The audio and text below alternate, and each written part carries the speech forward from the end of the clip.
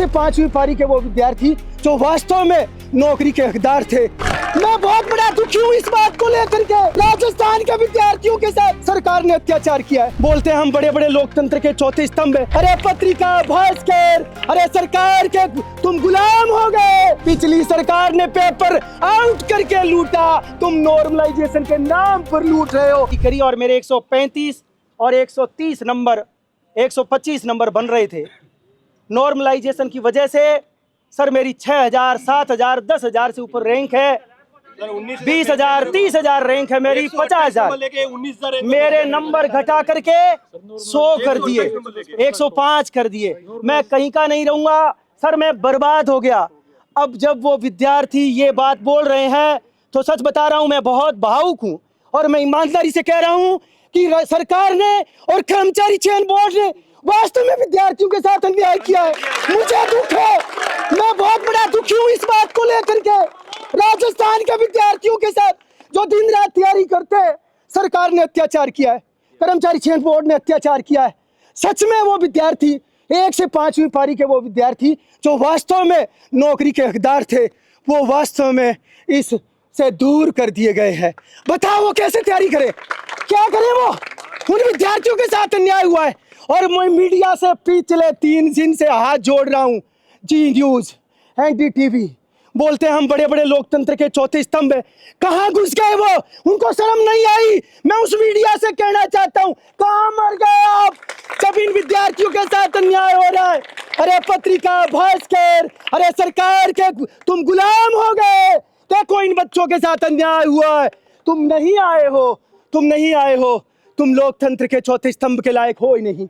मैं इन लोगों से कहना चाहता हूं, तुम सरकार, ये सरकार पिछले काफी दिनों से 1.5 साल से मैं देख रहा हूं, सच में कुछ नहीं किया, केवल राम राम राम राम के अलावा कुछ नहीं किया। मुझे पकड़ करके जेल ठोक दो यदि तुम्हें कुछ बेनिफिट होगा तो। इन बच्चों के साथ गद्दारी हुई है। पिछली सरकार ने पेपर आउट करके लूटा, तुम नॉर्मलाइजेशन के नाम पर लूट रहे हो। कुछ तो शर्म करो, कुछ तो शर्म करो। मेरे पास सच बता रहा हूं, मैं भगवान कसम, मैं मेरी माँ ने मुझे 9 महीने पेट में रखा, मैं उसकी कसम खा के कहता हूं, मुझे पब्लिसिटी नहीं, मुझे इन बच्चों के साथ जो धोखा हुआ मैं उसके लिए मैदान में खड़ा हूं। ये अत्याचार हुआ है, अत्याचार हुआ है। राजस्थान कर्मचारी चयन बोर्ड के अध्यक्ष, तुम बातें बड़ी बड़ी करते हो, तुमने ट्विटर पर तुम्हारे फॉलोअर बढ़ाने के चक्कर में बर्बाद कर दिया इन चोरों को। मैं सच में, मेरे पास कोई शब्द नहीं है, मैं बहुत ज्यादा भावुक हूँ। वास्तव में अत्याचार हुआ है। तुम यदि सच में न्याय करना चाहते हो, राम राज्य की झूठी बात करते हो। अरे राम राज्य की झूठी बात करते हो, इन बच्चों के साथ अत्याचार हो गया, तुम्हें शर्म नहीं आई? ऐसे कह सकता हूँ, जिस इंसान के साथ अत्याचार होता है वही समझ सकता है अत्याचार क्या होता है। जिस इंसान ने भुगता है वही समझ सकता है पीड़ा इन बच्चों की। इन बच्चों के साथ अन्याय हो गया, तुम छठी पारी को फायदा दे रहे हो। पहली से 5वीं पारी के बच्चों ने तुम्हारे किसी माँ बाप को मार दिया गया। अरे तुमने अत्याचार किया, ये बच्चे रो रहे हैं। मैं सच बता रहा हूँ, भगवान कसम, ईमानदारी से मैं काम करता हूँ, खोट जमा ही नहीं है मेरे में। भगवान कसम, मैंने कुछ किया ही नहीं खोटा काम आज तक। मैं इन बच्चों का भला चाहता था, इन बच्चों के साथ न्याय होना चाहिए। कर्मचारी चयन बोर्ड के अध्यक्ष, तुमने पाप कर दिया। तुम्हें इस जीवन में, तुम्हें वास्तव में कुछ भी नहीं फायदा हासिल होगा यदि तुमने नॉर्मलाइजेशन किया।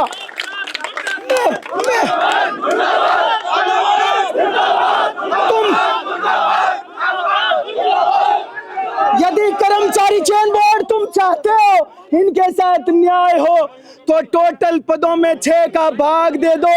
6 पारियों के बच्चों को भाग देकर ईमानदारी से प्रत्येक पारी के लिए सीट आवंटित करके कट ऑफ जारी कर दो। तुम कुछ कर सकते हो तो इतना कर दो, अरे इतना कर दो। नॉर्मलाइजेशन नहीं चाहिए। नॉर्मलाइजेशन लोगों को, घरों को बर्बाद करता है, माँ बाप के सपनों को तार तार करता है। मैं चाहता हूँ न्याय होना चाहिए, इससे ज्यादा मेरे पास कोई शब्द नहीं है। मैं इतना ही चाहता हूँ, इसके अलावा कोई शब्द नहीं है। आप सबको सलाम करता हूँ, आप सबको धन्यवाद देता हूँ। आप दूर दूर से आए, आपका शुक्रिया, बहुत बहुत धन्यवाद।